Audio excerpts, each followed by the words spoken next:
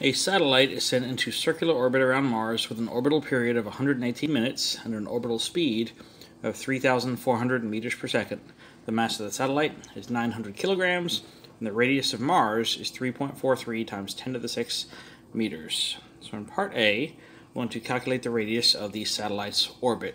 We have several equations that we've been looking at in this chapter, which are the two that we derived. V, the speed of the satellite, is equal to big G times big M over R. We have the orbital period, T, is equal to the square root of 4 pi squared R cubed over big G big M. Those are the two that we derived in the most recent unit. And then from a previous chapter on circular motion, we also know how the speed and the period are connected through this equation, V equals 2 pi R over T. So just by using a combination of these equations, we should be able to figure out most of the answers here. Now, because this is a lot of calculations, I'm just going to go through and set up the calculations. I'm not going to actually take the time to go through and solve it. You can plug that in your calculator and get the answer yourself. So for part A, the radius of the satellite's orbit, we have an R in all three of these formulas. And in the first formula, we know V, the speed of the satellite, but we don't know the big M. Remember, the big M is the mass of the object being orbited, which is Mars. So we can't use this first formula. In the second formula, same thing. We have the big M, which we don't know. But the third formula, just a simple one that connects V with T, we can use this formula because we know the T, the period, and we know the V, the speed, so we can just solve this for R. So we'll say that R is equal to, remember we always rearrange first, so V times T divided by 2 pi, and from this you just plug your numbers in. The V is the 3,400 meters per second. The T, we have to convert that into seconds from 118 minutes, so just take that number and multiply it by 60, and all that divided by 2 pi, and that will give you your answer. For part B, calculate the mass of Mars. Now, in this one, there are two possible ways to do this because we know everything in this equation except for the big M, the mass of Mars, and we know everything in this equation except for the big M because we just solved for the little r, the radius of the satellite's orbits. So use either one of these equations. My guess is that pretty much all of you are probably going to use this equation because it's simpler. Rearrange that equation to get the M by itself. So that would be, just make sure you've done the algebra right.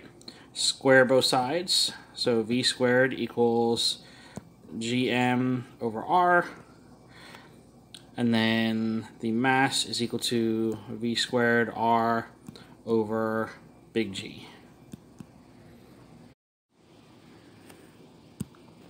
For part C, calculate the acceleration due to gravity on the surface of Mars.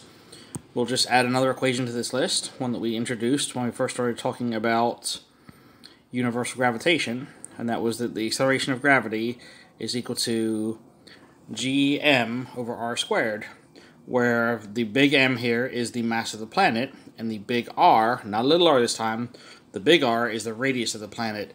So you want to plug in the mass of Mars for the M, and you want to plug in the radius of Mars, not the orbital radius of the satellite, the radius of Mars, which is given in the original problem statement for the R, and then the G is just that 6.67 times 10 to the negative 11 constant.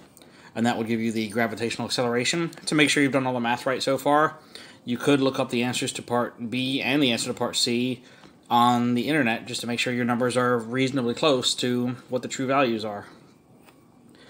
And part D, calculate the gravitational force that Mars exerts on a satellite. So the formula, the new formula we introduced for gravitational force, the universal gravitational force, is G times the two masses. In this case, we're using big M and little m, divided by r squared. You have to think, is it the big R or the little r?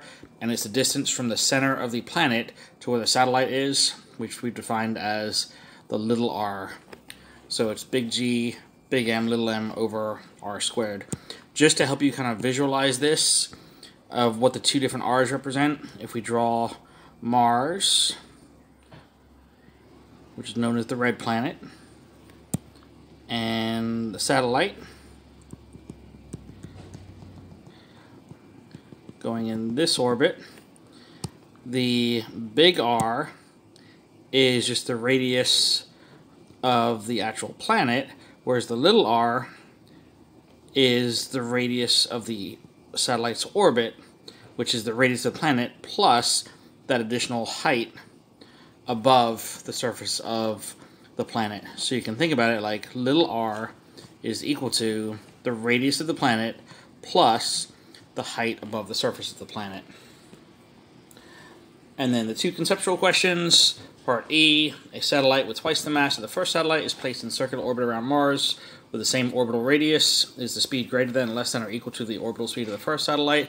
And one thing you can notice about these equations that we talked about in class, these two right here, is that it only depends on the mass of the object being orbited. There's no little m in either one of these equations, so having a satellite of a different mass wouldn't change anything. So the answer is equal to, and you can just justify it with this equation. And F, the first satellite is now moved to a new circular orbit with a larger radius. Is the satellite speed greater than, less than, or equal to the original speed? If the new radius is bigger, this r is bigger, since that's in the denominator, the v, the orbital speed, is going to be smaller. And you can justify it again using this equation and just pointing out that r is in the denominator.